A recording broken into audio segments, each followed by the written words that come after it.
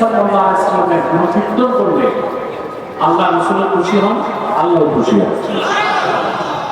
হাসান বিন সাবিত রাদিয়াল্লাহু তাআলা মসজিদ নববীতে রাসূলুল্লাহ সাল্লাল্লাহু আলাইহি ওয়াসাল্লাম মিম্বর বানিয়ে দিলেন তাকে। সেখানে দাঁড়িয়ে তিনি রাসূলুল্লাহর পক্ষে আশহাদ কবিতা বলতেন।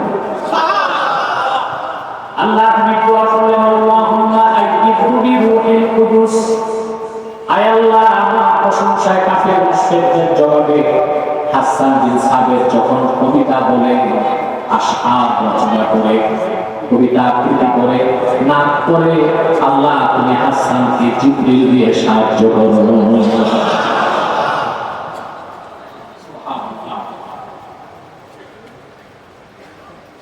আমার ভাই, তো এখানে আপনারা যারা হক আহলে হক আহলে সুন্নাহ তারা ঈদে মিলাদুন নবী সাল্লাল্লাহু আলাইহি ওয়াসাল্লাম মাহফিল করে প্রতিটা কাজই কোরআন সুন্নাহ দিয়ে প্রমাণিত। ওখানে যারা বেদাত খুঁজে, এটা তার নিজের সমস্যা। মামাদু আলান নেফাক, তার রোগ আছে। এই রোগের নাম কি? নেফাক। এই রোগের কিছু আমরা করতে পারি, আমাদের কাছে এই রোগের ওষুধ নেই। আল্লাহ যদি এটা একটা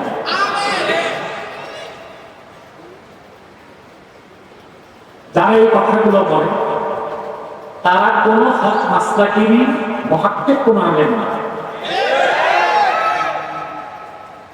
সমস্যা হচ্ছে পড়াশোনা হচ্ছে, তার কিতাবগুলো ঠিক মতো পড়ে না, অন্য কিতাবগুলো যে পড়বে সেই সময় চলে না। তো বিভিন্ন ধরনের ফতোয়া দিয়ে মুফাহিম মধ্যে বিভেদ সৃষ্টি হয়। রাসূল কারীম সাল্লাল্লাহু আলাইহি ওয়াসাল্লাম তাজিম ওনার সম্মান এর সম্পর্ক তাকওয়ার সাথে, অন্তরের সাথে, বিশেষ আল্লাহ তাআলা বলেছেন, যালিকা ওয়া মান ইউআযযিম শাআইরাল্লাহ ফাইন্নাহা মিন তাকওয়াল কুলুব। সুবহানাল্লাহ। আল্লাহ নিদর্শনগুলোকে সম্মান দিবেন। এটা তো মুমিনদের অন্তরে নিহিত তাকওয়ার অভিপ্রকাশ। তাকওয়ার অভিপ্রকাশ। সুবহানাল্লাহ। শুধু কি তা রাসূল কারীম সাল্লাল্লাহু আলাইহি ওয়াসাল্লামের মহব্বত তার অন্তরে তত বেশি জায়গা নেয়, যা হৃদয় যত পবিত্র, যা অন্তরে রাসূলুল্লাহর আজমত আর মহব্বত নাই, সে তো মুমিনের কাতারই আসতে পারবে। আল্লাহ হাবিবের সম্মান মর্যাদার কথা সাইয়্যিদুল কাওনাইন রাসূল রাব্বিল আলামিন নবী রাসূলগণের মাথার তাজ মুহাম্মদ সাল্লাল্লাহু আলাইহি ওয়াসাল্লামের সম্মান মর্যাদার কথা, মহত্বের কথা, বরত্বের কথা, আজমতের কথা রাসূলুল্লাহ সামনে কথা শুনলে যাদের ভালো লাগে না, মনে করতে হবে তাদের অন্তরে এখনো ঈমান প্রবেশ করে না। দাড়ি টুপি জুব্বা কুর্তা ঠিক থাকতে পারে, ওটা তো শুধুমাত্র লেবাস ছাড়া আর কিছুই না। ওই রকম মানুষের জুব্বাটা আব্দুল্লাহ বিন উবাইয়ের জুব্বার মতো, ওই রকম মানুষের দাড়িটা আবু লাহাবের দাড়ির মতো। কারণ রাসূলুল্লাহ আজমত মাহাব্বা যে অনুধাবন করতে পারে না, এটা তার নিজের সমস্যা। আর সেটা হচ্ছে, সমস্যাটার নাম হচ্ছে মারাদুন নিফাক, মুনাফিকের রোগ আছে। আল্লাহ খতিব আসকালানি মুশাদ্দিস হাদিসে সালাসুন কুল্লা ফীহি ওয়াজাদা হালাওয়াতাল ঈমান, পরিশেষে 25 নম্বর হাদিসের ব্যাখ্যায় লিখেছেন, রাসূলুল্লাহর মহব্বতের কথা, আজমতের কথা যার ভালো লাগে না, সে হচ্ছে কাল মারিদুস সাফরাউই, জন্ডিস রোগের মতো।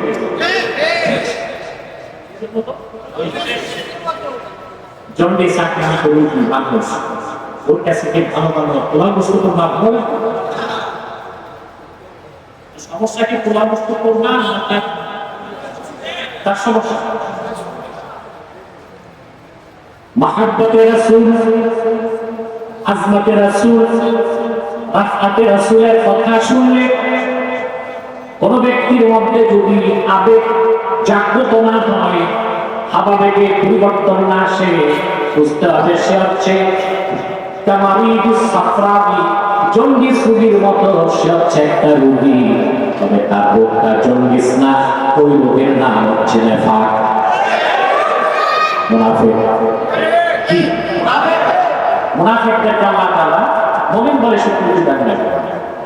আল্লাহ রাব্বুল আলামিন বলেন وَمِنَ النَّاسِ مَن يَقُولُ آمَنَّا بِاللَّهِ وَبِالْيَوْمِ الْآخِرِ وَمَا هُمْ بِمُؤْمِنِينَ।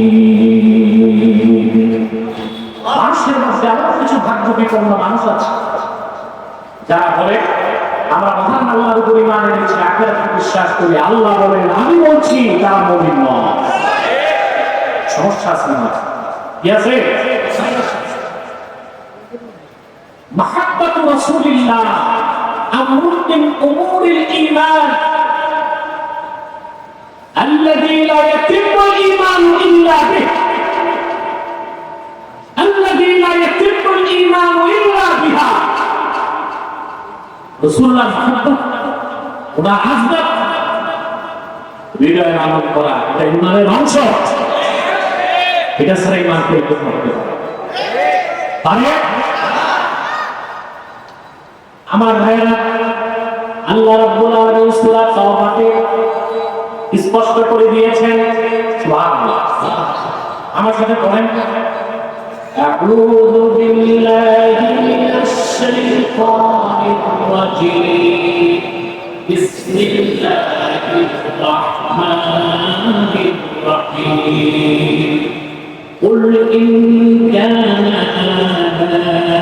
آباؤكم وأبناؤكم وإخوانكم وأزواجكم وعشيرتكم وأموال اقترفتموها وتجارة تخشون كسادها ومساكن ترضونها أحب إليكم من الله ورسوله وجهاد في سبيله فتربصوا حتى يأتي الله بأمره والله لا يهدي القوم الفاسقين।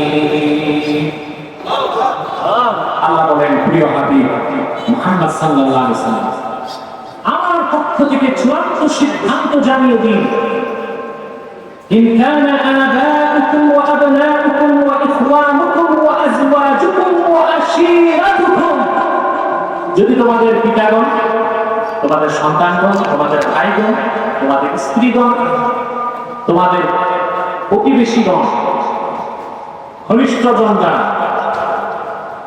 وأموال اقترفتموها, আর তোমাদের অর্জিত সম্পদ, وتجارة تخشون كسادها, আর সেই ব্যবসা, যে ব্যবসার মন্দাকে তোমরা ভয় পাও, ومساكن ترضونها, আর তোমাদের সেই আবাস গৃহসমূহ যেগুলোকে তোমরা প্রচন্ড পছন্দ করো, ভালোবাসো, أحب إليكم من الله ورسوله وجهاد في سبيله, যদি এই সব জিনিসগুলো, এসব কিছু আল্লাহ এবং আল্লাহর হাবিব মুহাম্মদ সাল্লাল্লাহু আলাইহি সাল্লাম এবং জিহাদ ফি সাবিলিল্লাহ চেয়ে প্রিয় হয় তোমাদের কাছে, ফাতারাব্বাসু আই ইনতাজির, ফাতারাব্বাসু ইনতাজিরু, অপেক্ষা করো, হাত্তা ইয়াতি আল্লাহু বিআমরি, আল্লাহ তার পক্ষ থেকে সিদ্ধান্ত উপস্থিত হবার অপেক্ষা করো।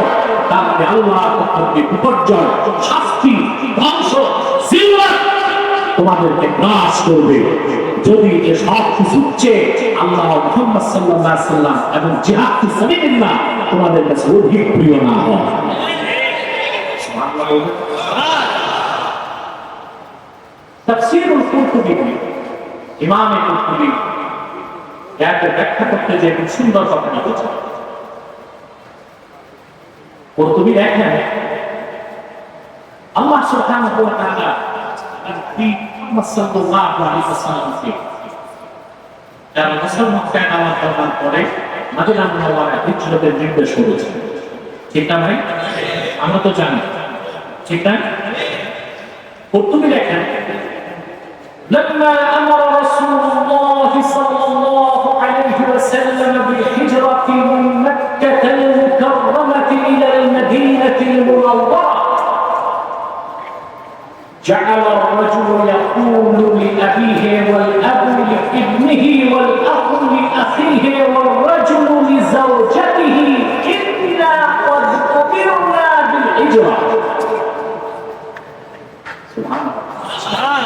তার পাওনাই আমরা কি বলছি, সহজ কথা না।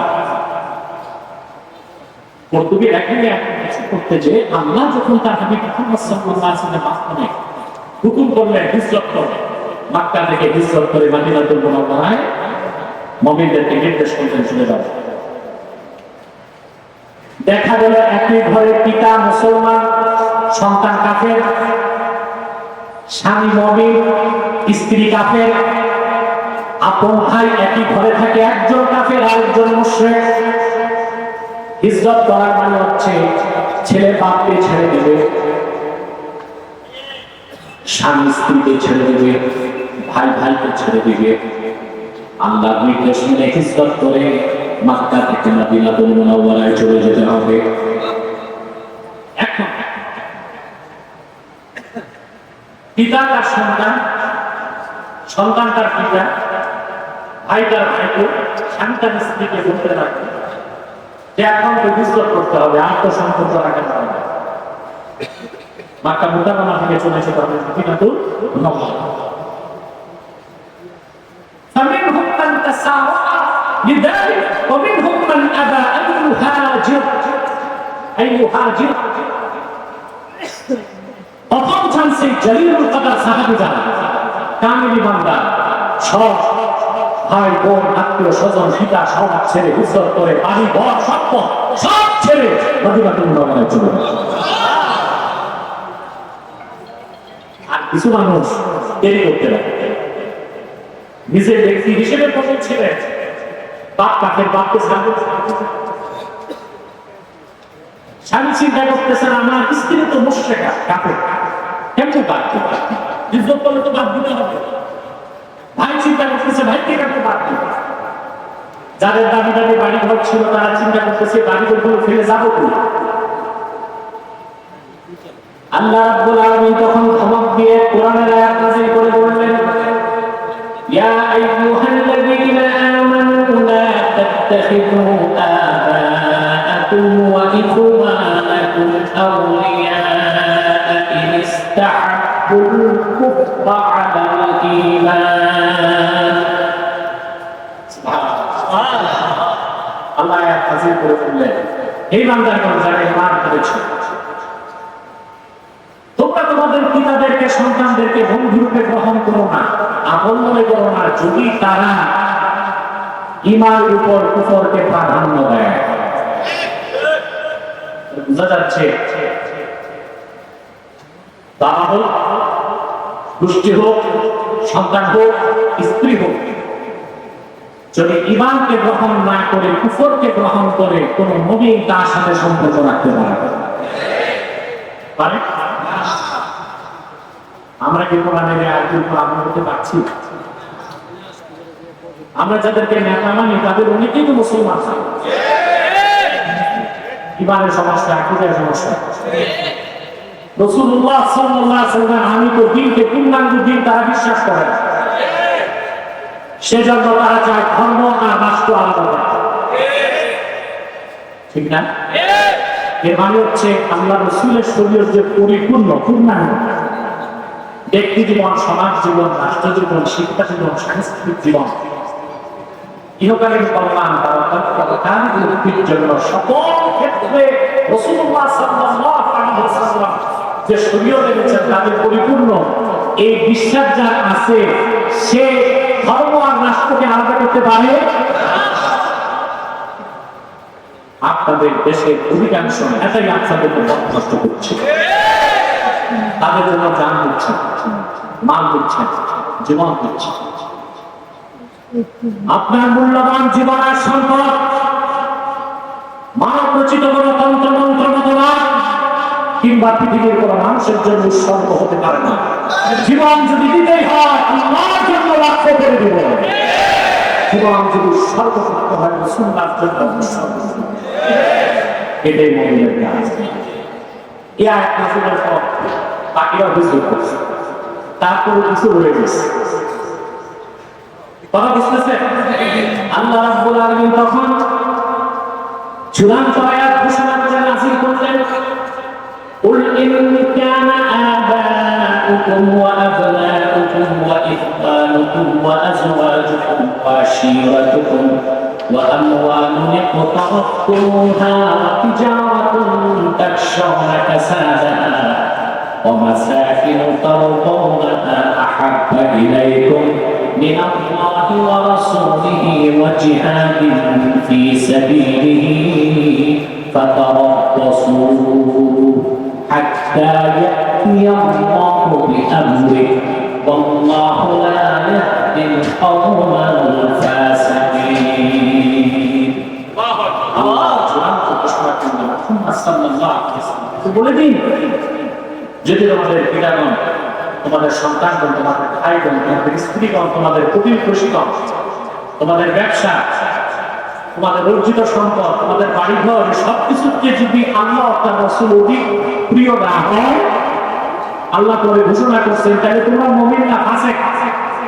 ফাসিকুন এখানে গুনাহগার অর্থে না, ফাসিকুন মানে খারিজুন মিনাল হক, সত্য থেকে বিচ্যুত। আল্লাহ তাদেরকে মুসলিম বলে স্বীকৃতি দেন না। কথা বুঝতেছেন ভাই? তাহলে জীবনের চেয়ে বেশি ভালোবাসা রাখতে হবে আল্লাহর জন্য, আল্লাহ হাবিব মুহাম্মদ সাল্লাল্লাহু আলাইহি ওয়াসাল্লামের জন্য। ঠিক কিনা বলেন? এছাড়া মুমিন হওয়ার কোনো সুযোগ